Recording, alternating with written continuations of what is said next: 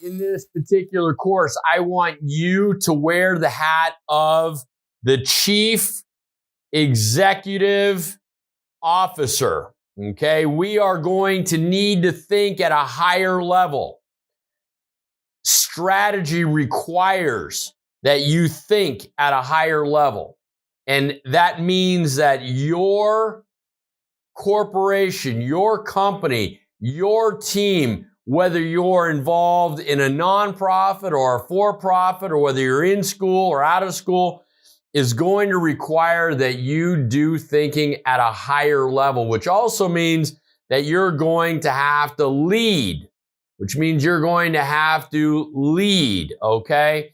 Now, before we get too far, I want to give you kind of a macro view of the world. I think it's important that you understand what the world looks like. So the question that I have for you is, what country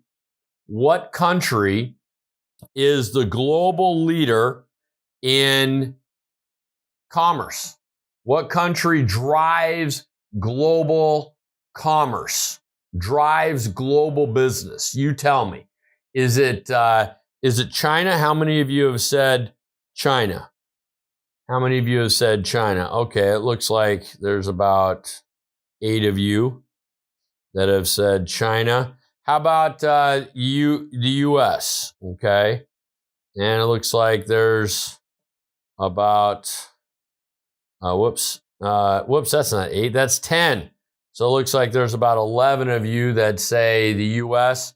How about India or Japan? India, yep, there's at least 3. Japan, there's 1. Germany, there's 4, 5. There's 4. How do I know this? I don't. I just made that up, okay? But these are typically what I see when I ask people who is driving the global economies of the world. And the reality of it is that it is not China. Actually, China usually has more than the United States. People think that China is the global driver. China is a copycat economy. You need to understand that China is the manufacturer of the world, but they are not strategically driving, although they would like to, as would Russia, would like to be the driver of global commerce, global events. The United States is the primary driver. And you say, well, what constitutes the primary driver? What are the characteristics of the primary driver? If, in fact, Senor Chavez, you are saying that the U.S., and this is not a patriotic speech, I am giving you the reasoning behind the U.S. being the driver of global commerce. And what precipitates this, the first and foremost characteristic is innovation. And innovation is essentially dreaming, right? You say, whoa, wait a minute. You're telling me that in the United States, we dream better than they do in, say, Mexico or Germany or Brazil or Japan, et cetera, et cetera.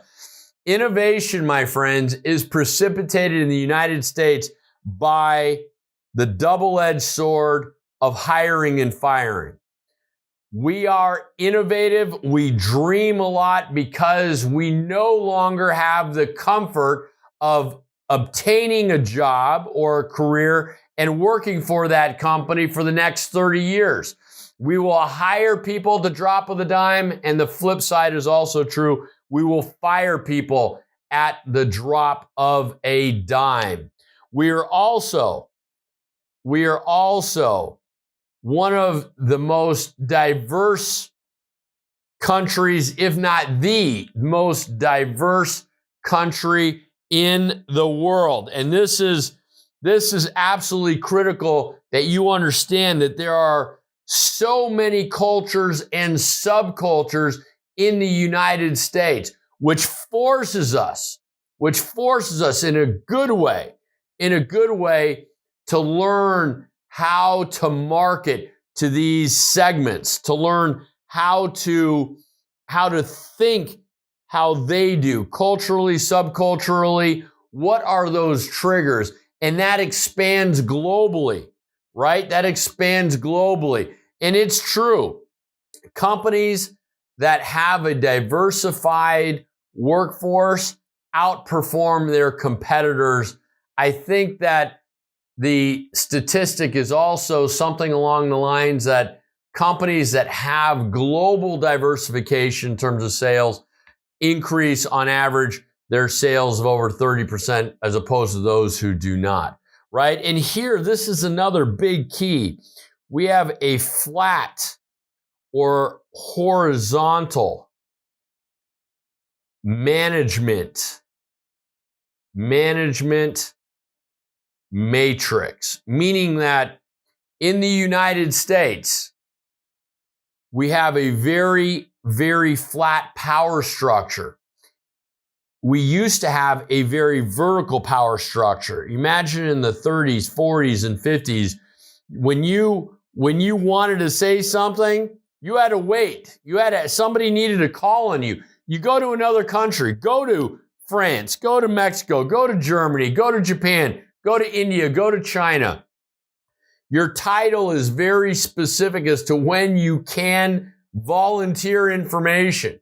Very vertical in their power structure. You speak when spoken to, right? That's competitiveness.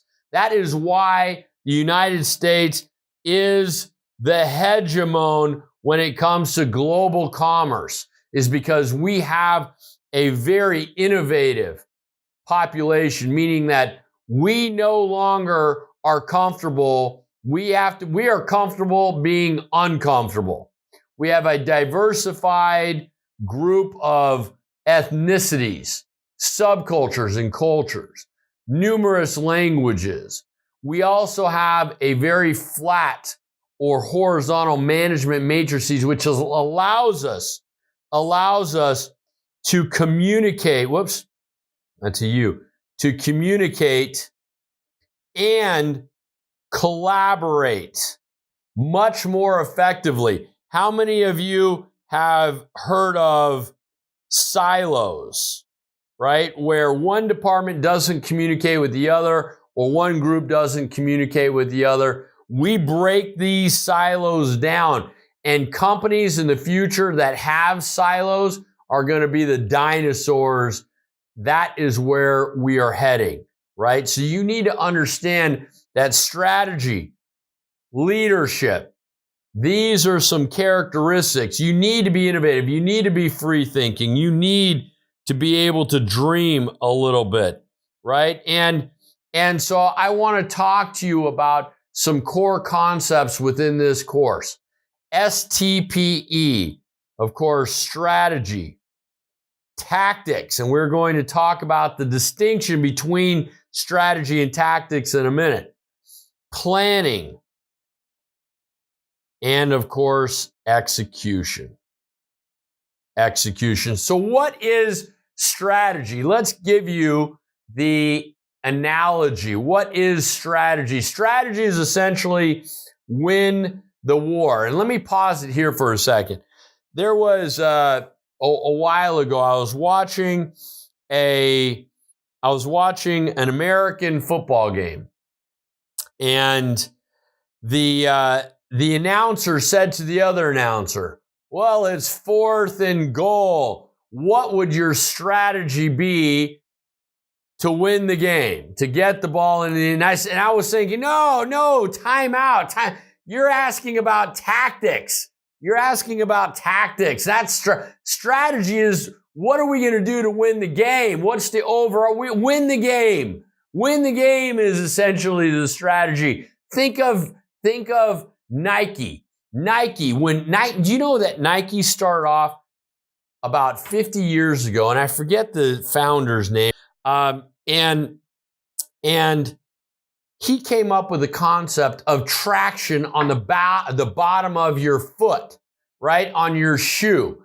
And he took it to Adidas and everyone out there that was Converse. And you know what they told them? They said, wait a minute, we've been around for 2.3 million years. I think it's actually around 10 million years now.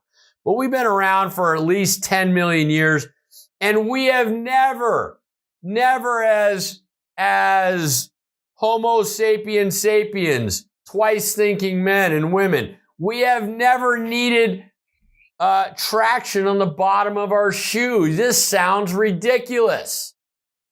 Traction on the bottom of it. What for? He could not get anyone to buy his idea. And you know what is how he created? He put rubber in a waffle maker and then carved that out and put it and glued it on the bottom of a shoe. That's what he did.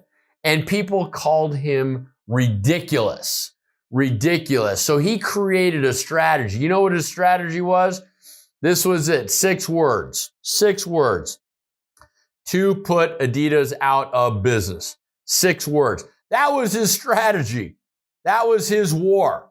That's what he was fighting. And let me tell you something. In business is war. And it's mostly a marketing war. It's mostly a marketing war. So be aware that strategy is to win the war. What is the war that you're going to be leading? What is your organization's battle? What is their overarching war and series of battles that you're going to have to fight? Right now, tactics. Take the hill. Take the hill. That means that in order to win the war, you're going to have to take that hill over there. Planning is the path to the hill. And now you're starting to see the differences between strategy, tactics, planning, and execution. Guess what? Execution is just execute. Do it, right? You just have to do it. Somebody has to execute it, right? So yes, there are going to be soldiers, and there's going to be officers, and there's going to be generals, and you're going to have to, in this course, think of yourself as the CEO or general, right? Now, let's take it a little bit further, and let's look at the distinction between strategy and tactics. As we mentioned just a minute ago, strategy is win the war. Tactics are the things, the plays, going back to that football analogy.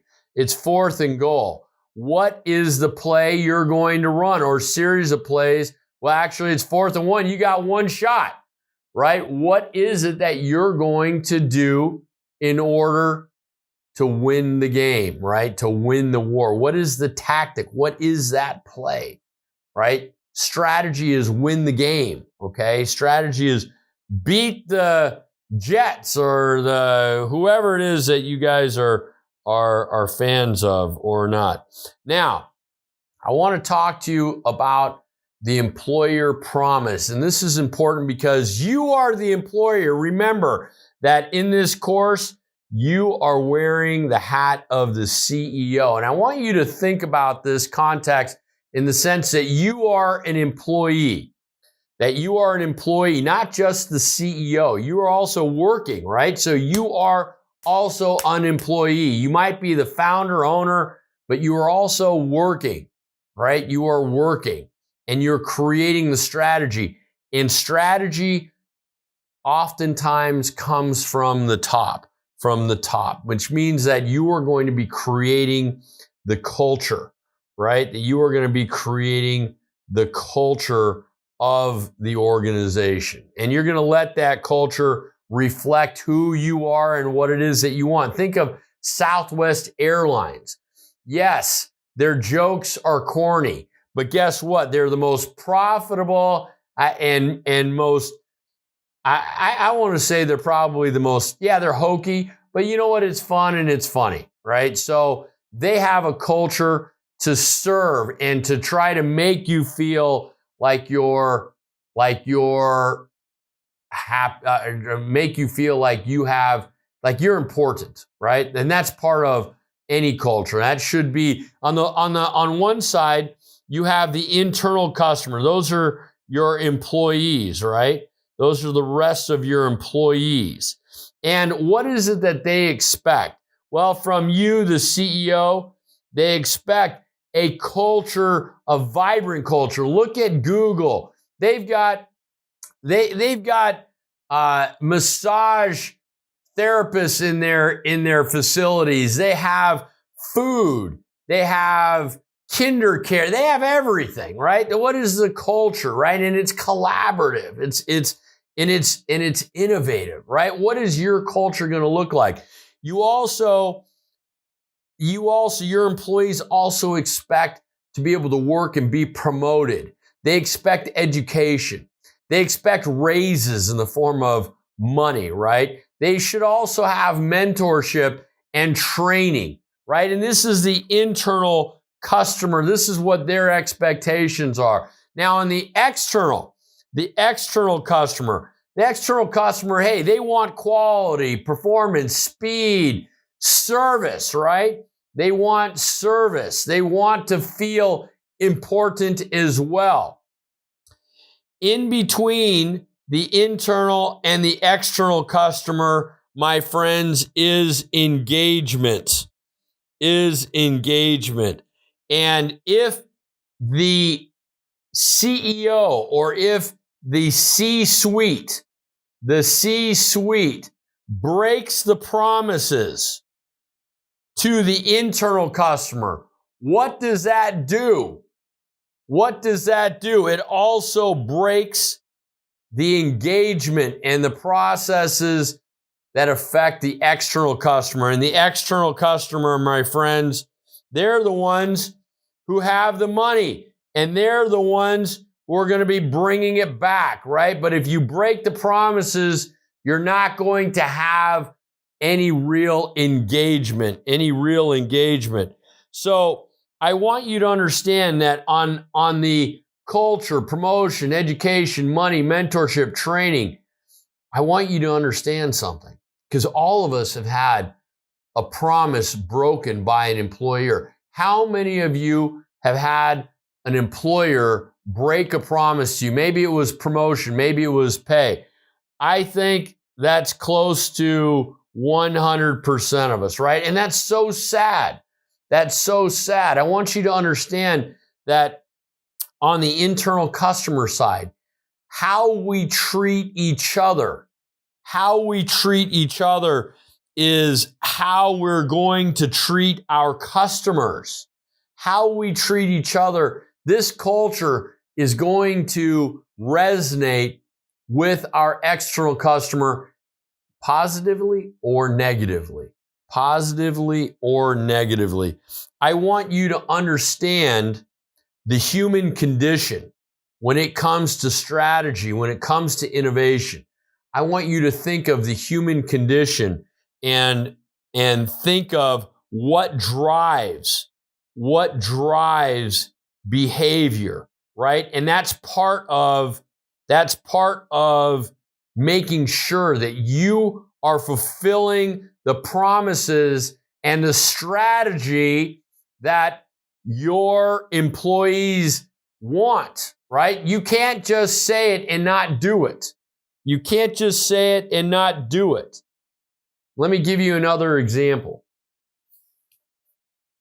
Several years ago, I was doing a paper on strategy and leadership. And this was when I was getting my master's. I obtained my master's at Thunderbird School of Global Management.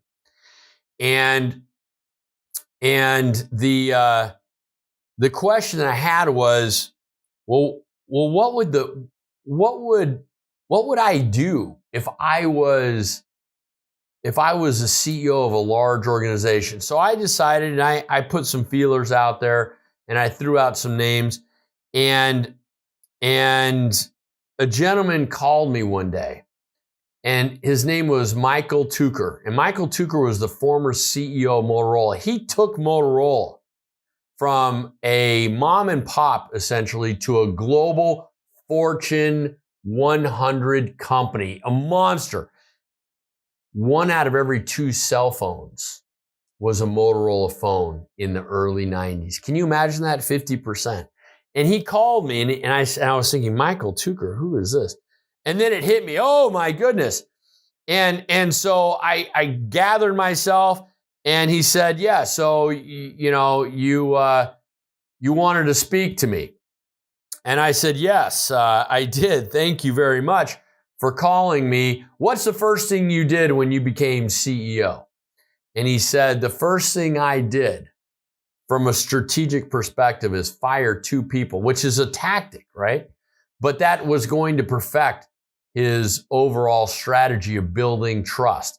And I was shocked. I thought he was going to give me some very long, political, we'll say, correct answer. And he said, the first thing I did is fire 2 people. They were too interested in the price of the stock, and they were not customer oriented enough. And that was part of the culture that he wanted. Customer oriented. He wanted his strategy about winning the war in that market to be about customer orientation. A very, very important point. Think of what drives behavior. Think of all of the promises that you have had that have been broken and how that affects the external customer.